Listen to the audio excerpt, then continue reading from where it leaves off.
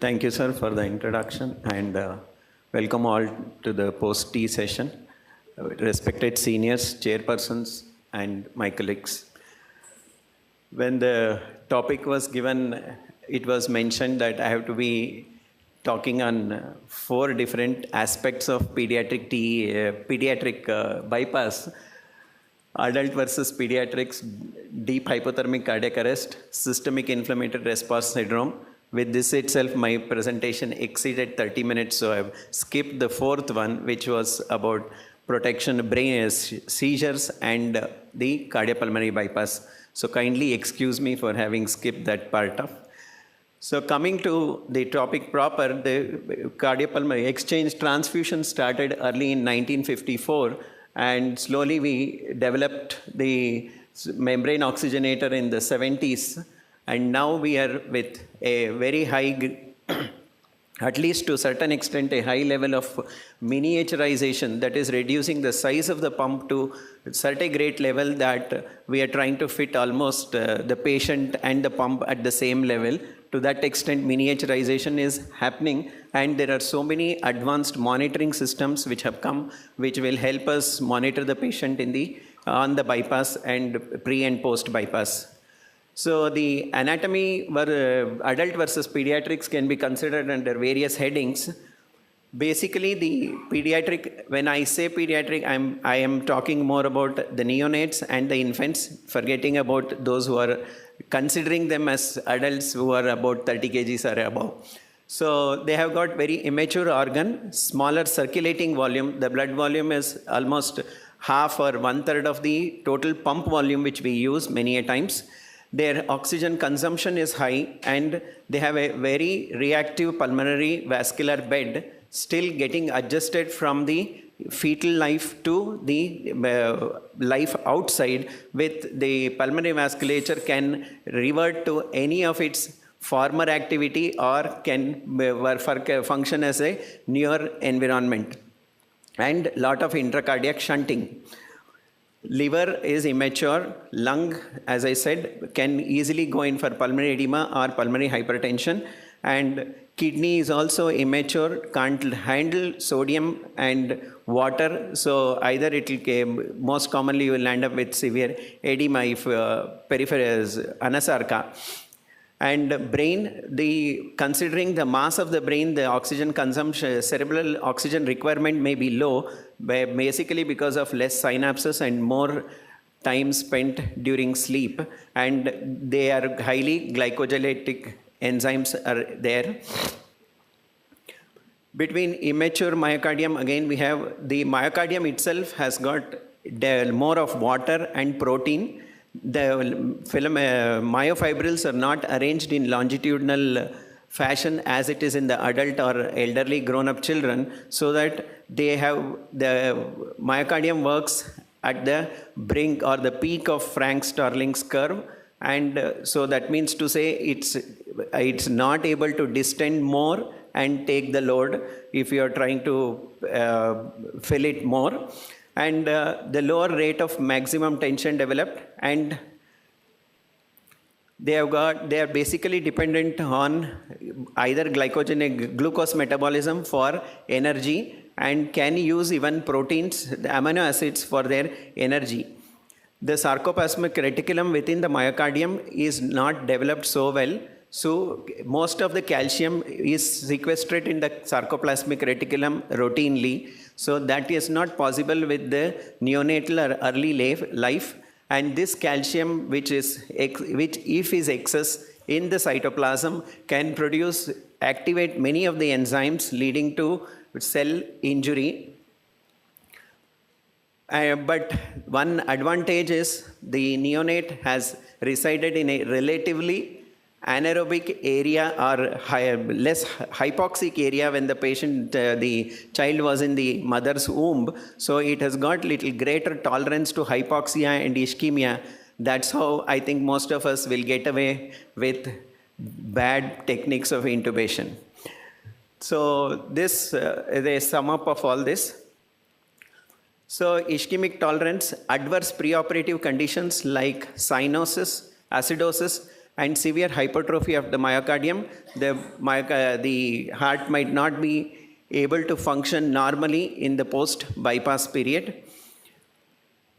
And coming to special situation affecting myocardial protection, as such, cyanosis and hypoxia, in these cases, there is decreased pulmonary blood flow, so there is a lot of pulmonary collaterals. These collaterals on bypass continue to flow, and there is increased return to the left side of the heart, which will cause rewarming of the myocardium quickly, so myocardial protection may be compromised, and non-coronary collaterals can keep washing off the cardioplegia which you have given, and early recovery of this contractile activity may be seen in these patients. So when we are connecting it to the pump, the blood gets diluted with the pump prime, and more than the hemoglobin, because of adding blood, there is dilution of the plasma proteins leading to dilutional clotting factors decreased, coagulopathy, and osmotic pressure can come down, leading to interstitial edema, and increased release of stress hormones and activation of various components of blood, complement, WBC, and platelets, which we'll be seeing in the systemic inflammatory response syndrome. So on pump, we need to maintain a higher flow rate as far as the neonates and infants are concerned. This is the chart showing the various flows which is required according to the age group, according to the weight group, sorry. So after the brief introduction to the difference between the pediatric and adult heart, deep hypothermic cardiac arrest, part of my job is done easy because the previous speaker also spoke about, to a certain extent, about deep hypothermic cardiac arrest. It is basically cessation of the flow all over the body at a lower temperature to facilitate the surgeon to operate on a neonate or an infant which is just 3 kgs or 3.5 kgs with certain special situations, like whenever you have an arterial switch to be done with coarctation in that patient, so you need to go on circ arrest and Norwood type 1, interrupted aortic arch where arch repair has to be done. In these situations, you need to go for deep hypothermic cardiac arrest. And under normothermia, we all know that the brain can survive up to around 4 to 5 minutes of circulatory arrest, but that time is not adequate even to arrange the field for the surgeon to start the procedure. So we need to see that the time is extended so that cardiopulmonary bypass is used with core cooling and circulatory arrest. One major obvious thing which we will see within the next 2 to 4 hours once the patient comes off bypass is his cerebral recovery. So the brain can get affected, and that the etiological factor is basically hypoxia, which is leading to depletion of ATP, and sodium potassium ATPase pump gets failed. So in net effect, it leads to accumulation of sodium and water within the neuronal cells, and there is swelling of these cells, and then activation of the enzymatic systems, which finally lead to either necrosis or death, cell death. Similarly, the glucose which is used goes to anaerobic metabolism because of hypoxia, leading to increased lactate production, accumulation, and intracellular acidosis. Acidosis may be mild, can be considered that it's vasodilator, but acidosis to another extent, it not only stops the machine, it can wreck the machinery. So how do we do deep hypothermic arrest in pediatrics? First, establish the cardiopulmonary bypass, put the patient on pump, and circulate for 2 to 3 minutes at 35 degrees centigrade. That is, the prime in the CPB machine is also warmed up to 35 degrees centigrade. And then an ABG is taken to establish the pH, PCO2 and PO2. Then you start cooling the patient with monitoring of routinely we monitor nasopharyngeal and rectal temperature. Tympanic membrane temperature also can be monitored. with the ABG showing usually normal pH and PCO2, you start cooling at the rate of 1 degree per minute reduction, so that the rectal and nasopharyngeal temperature difference is not more than 2 to 3 degrees centigrade, and the bath temperature to the nasopharyngeal temperature should not be more than 10 degrees centigrade. So the cooling takes around 20 to 30 minutes by the time you attain a temperature of 18 degrees centigrade. During the cooling process, certain protective measures are added to see that usually we'll go to the controversies afterwards, but still we use methylprednisolone to membrane stability, mannitol to prevent edema, and administration of barbiturates because it reduces the cerebral activity. And then when the temperature is reached 18 degrees, the pump can be off and the heart is drained out so that the surgeon can operate in a very safe environment. So this is the cerebral metabolic rate for oxygen. So it is 100% at 37 degrees centigrade, you see. And as the temperature comes down, the cerebral metabolic rate also comes down. And at around 18 degrees centigrade, we have 15%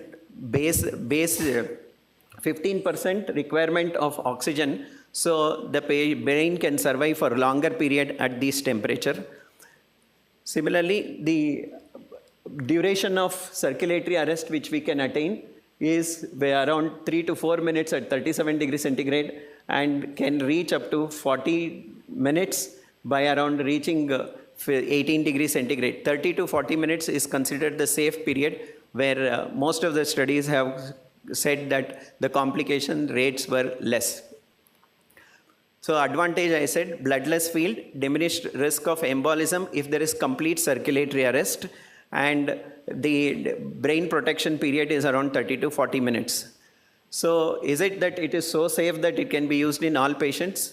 Maybe not, because there is a reported incidence of complications to 2% to 25%, and the most common complications include neurological morbidity like seizures, stroke, and EEG activities might not return to normal, and choreoathetotic paraplegia, and sometimes if there is a gross disturbance in the management, maybe coma. And there are certain parts of the brain which are very sensitive, that is neocortex, hippocampus, and the midbrain area structures are very sensitive, and it is said that their temperature will be around 1.5 to 2 degrees more than what nasopharyngeal temperature we monitor. So while rewarming also, it is ideal to stop the temperature or rewarming at around 35 degrees centigrade itself in order to prevent damage to the neuronal cells. So the most common etiology for all the complications is ischemia, and the factors which are the rate and extent of how we cool and rewarm the patient, anemia on bypass, and postoperative low cardiac output can lead to complications. So how do we improve the neurological outcome? Acid-base management, that is the pH stat and alpha stat, which has always been they say very hard to digest or very hard to understand. I just have put it in a very trying to make it easy. This is the blood gas, pH and PCO2 at 37 degrees centigrade of your patient. The same patient, if you don't feed the temperature of the patient to the blood gas monitoring, the machine which gives you the blood gas report, it will directly read the blood sample of the patient at 28 degrees centigrade as 37, and it will give a picture. So you will find that if it is pH stat, alpha stat, the pH will be alkaline and the PCO2 will be low. The same blood gas, if you add oxygen, extra carbon dioxide, where you do it for pH stat management, then you add carbon dioxide to bring this 26 to 40. So at 28 degrees in pH stat, you will find that the blood gas is appearing normal. But if you feed the temperature as 28, With the correction, you will get a blood gas which will show pH of 7.26 and PCO2 of 56. So, to say, in pH stat, you are making the blood acidemic to provide certain added advantages, which I'll be talking later. Otherwise, if you don't add any carbon dioxide and if you don't do temperature correction, it is alpha stat. You add carbon dioxide and do temperature correction, it will be pH stat. So alpha stat, what is the advantage? Intracellular pH is maintained, enzymatic activities are maintained, and there is autoregulation because of cerebral vasoconstriction and maintain cellular enzyme system normal. Whereas, why do we need pH stat during cooling? Because there is increased cerebral vasoconstriction which can occur during the process of cooling, and areas of brain can not be cooled or might not get cooled with the temperature coming down. So in order to prevent this disparity between areas of cooling, the proponents have said that we have to manage pH stat way so that pH stat lowers the intracellular pH and acidemic produces cerebral tissue, increases cerebral tissue oxygenation, because at acidic time the oxygen dissociation curve shifts to the right and more oxygen will be delivered at the tissue level. Cerebral vasodilation, which will help in increasing the cerebral blood flow and may help in uniform cooling of the whole of the brain. And so with that, how do we manage in the usual? We have seen in the initial phases where we were told that we have to add carbon dioxide. It was, the blood gas picture was so horrible. The PCO2 readings were around 80 or 100 when we used to add carbon dioxide in the pump. So later we stopped doing that because we found it could be very much problematic to the patient. And now what we do is, the basic, what we know is minute ventilation helps in elimination of carbon dioxide as far as, so long as the lung is in the normal situation. So similar to that, the oxygen or the air oxygen mixture which flows through the oxygenator will eliminate carbon dioxide. So if you increase the flow, more carbon dioxide gets eliminated. If you decrease the flow to the oxygenator, the carbon dioxide elimination can be controlled. So that's what I said. After going on bypass, after 3 minutes, do a blood gas, look at the PO2, reduce the FiO2 to the required level, and decrease the flow to the oxygenator without compromising on the saturation and the PO2. So with that, you can slowly bring up the PCO2 level to 45 to 50 on your blood gas. No need to do pH stat management. You just, routine ABG will show that the PCO2 will be 45 to 50. So then that means there is adequate hypercarbia to produce cerebral vasodilatation. So with that, you continue to cool, and just 3 minutes before going on circ arrest, increase the flow to the oxygenator, try to eliminate as much as the extra carbon dioxide which is possible. This is what is even suggested, that you cool with pH stat, and before going on circ arrest, you manage for 3 to 5 minutes at alpha stat, so that the amount of problem which can be caused by acidic media inside can be eliminated. So this is how we have been following in our institute. Sorry. And as I said, hemoglobin is also matters very much. You just add a crystalloid prime, the hemoglobin gets diluted, and the cerebral problems are more with a hemoglobin of around 10 to 15% hematocrit. So hematocrit has to be managed at 30% with adding of blood. Another way of protecting the brain is through antegrade cerebral perfusion or retrograde cerebral perfusion. Retrograde cerebral perfusion is when the SVC cannula, after you go on circ arrest, it is disconnected or a side port is attached, and if the pump blood is circulated through the SVC cannula to the brain. So it goes through the venous system and comes back in the arterial system. So in this situation, you are not supposed to perfuse greater than 25 millimeters of mercury pressure, because if you increase the pressure, there will be cerebral edema and recovery will be affected. Similarly, the flow should be somewhere around 10 to 15% of the total pump flow. That will be the required flow so that there is no excess oxygenation being pushed into the brain. This is retrograde. The advantage of retrograde is not much of manipulation is required and simple to use. The other is routinely followed is antegrade cerebral perfusion, where the surgeon, instead of cannulating the aorta, will cannulate at the level of the innominate artery, and the blood, the pump will continue to flow through the innominate artery after the cross clamp, and 10 to 15% of the total pump flow is given through the via the pump at a temperature of 8 degrees centigrade and pressure to be maintained at around 40 millimeters of mercury. That can be monitored by cannulating the right radial artery, which will show you the pressure at which the brain is perfused. If any confusion, we'll talk afterwards. Neuroprotective drugs are also, as I said, already mentioned about methylprednisolone, barbiturate, aproctenone we are not using. And the best drug is the inhalational agent, isoflurane or desmorphine, we have been using routinely, and that helps in uniform distribution of temperature also. We don't use any vasodilator like SNP or nitroglycerin. We use 1 to 1.2 Mac of isoflurane on pump from the beginning for uniform cooling and rewarming. Monitoring on deep hypothermic cardiac arrest. The first thing is EEG. Though it is very cumbersome, we need to have that the isoelectrical state before the patient is subjected to cardiac arrest.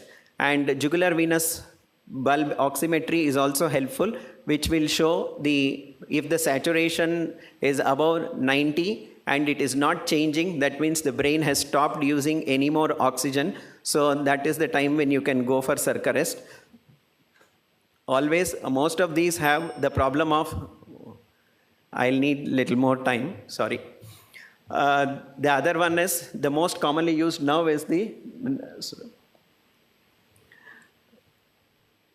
near infrared spectroscopy. It is a non-invasive where 2 electrodes are placed on the frontal surface, and the monitor keeps giving a value. Any value above 50% is considered. This one is of great help when you are using antegrade or retrograde perfusion, because the perfusion is going through one side. If the other side reading is also same as the right side value, left side value is same as right side value, then that means there is at least some equal perfusion happening to the opposite side. This is the more advanced, where you can have that online attachment of the probe to the either venous or arterial line of the cardiopulmonary bypass, or you can have it for both, and that will give you, the machine will continuously read the saturation, hematocrit, temperature, PO2, and all these things can be directly recorded. Shortly, I was told we'll have an app in our mobile. You just shake the mobile in front of this transducer, you will get all the readings on your mobile. So maybe, I hope it is not like the nano chip, which is in 2,000 rupees. So minimizing, after the cardiopulmonary bypass with deep hypothermic arrest, the most problem as you rewarm, come out of the OT is systemic inflammatory response syndrome. And this is more pronounced in the neonate and infants. The factors which are attributed to that is the high flow through the non-endothelialized membrane, that is the bypass circuit, oxygenator, heparin protamine complex, and neutrophil activation. All these, this is the chart. I think all of you are very familiar with this. So contact activation and complement activation, everything will finally leading to dysfunction of various organs. So The most common factor or the most precipitating factor which has been observed to be causing CIRS is cross-clamping of the myocardium, which has been told that the myocardium, ischemia of the myocardium, at the time cross-clamp, there is no flow through the lungs, is the major cause for activation of the systemic inflammatory response syndrome, or there is a precipitous increase in the response. So why it happens, we are still trying to find out most of it. And this is the various factors which you consider when you diagnose systemic inflammatory response syndrome. And the most common risk factors for patient to develop CIRS is longer cardiopulmonary bypass time, aortic cross-clamp, and ischemia reperfusion, white blood cell activation.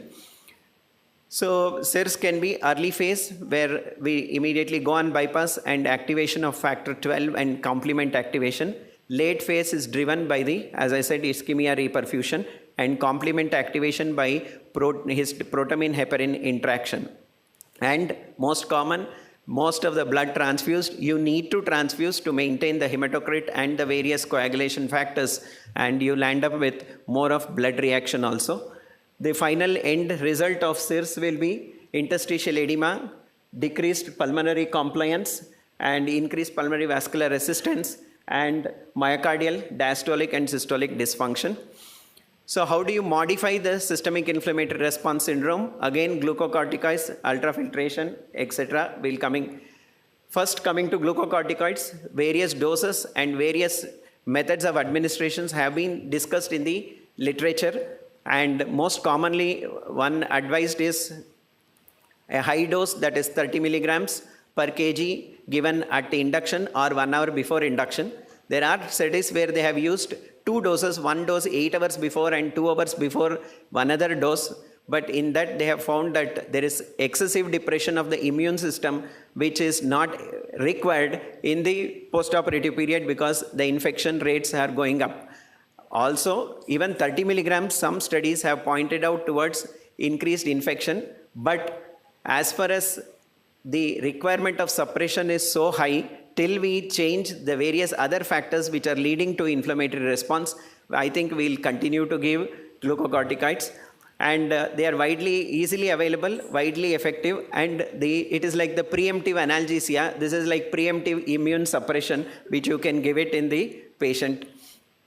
Methylprednisolone was making good business till 2000,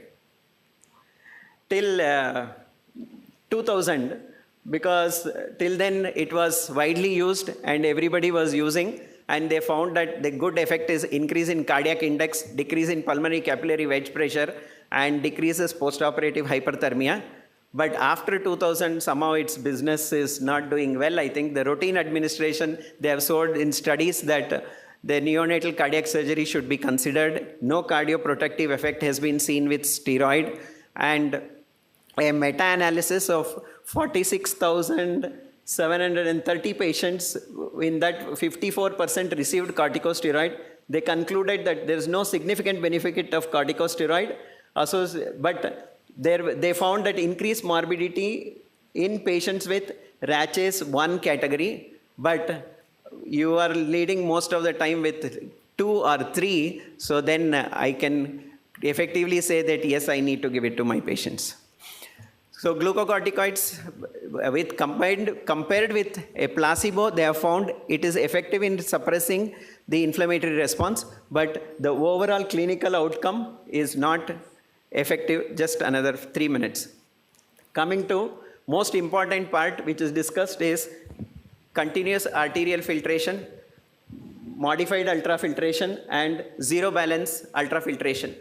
So most of it is very important, and we consider that it will be effective because you removed maximum amount of water which the patient wouldn't have passed as urine in a 3 kg or a 4 kg.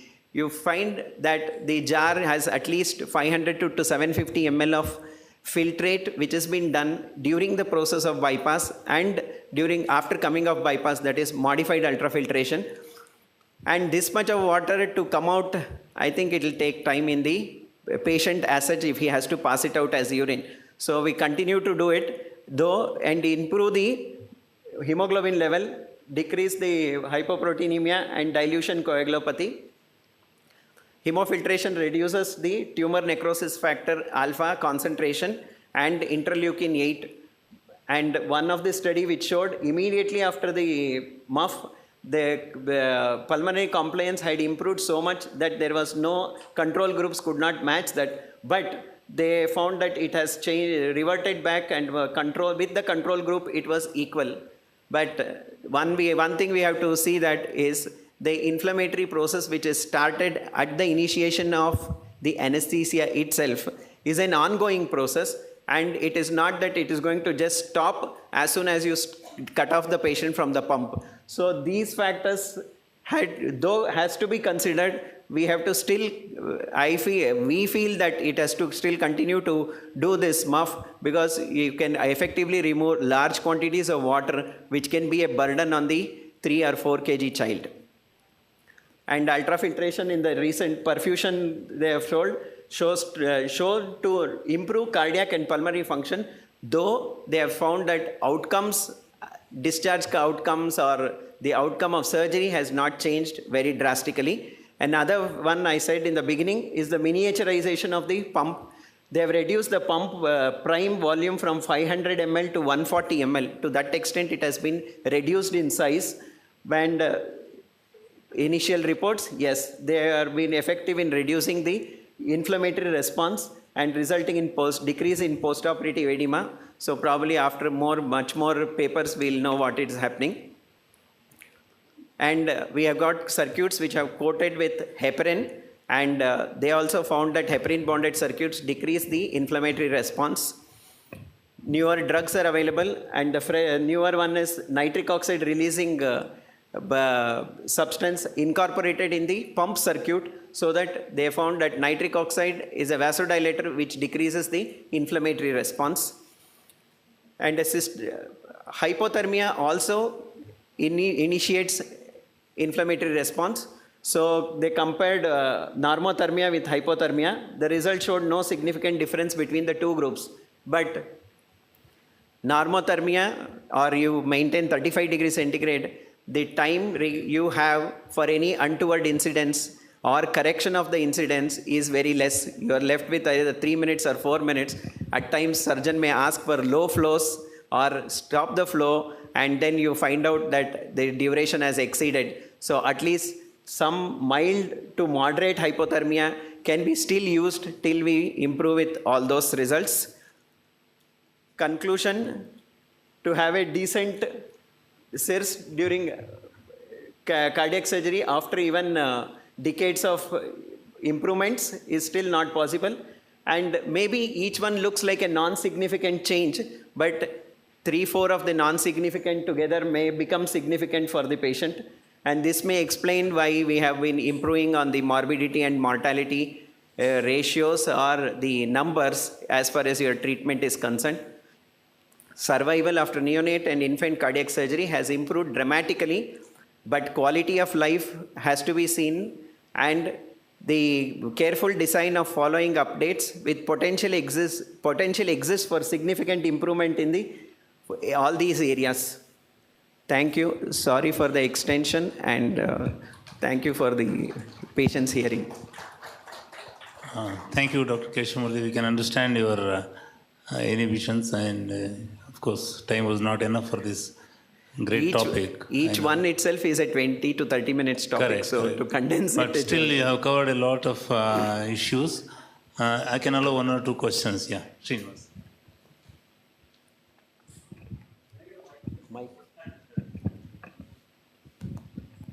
You mentioned about antegrade and retrograde perfusion in children.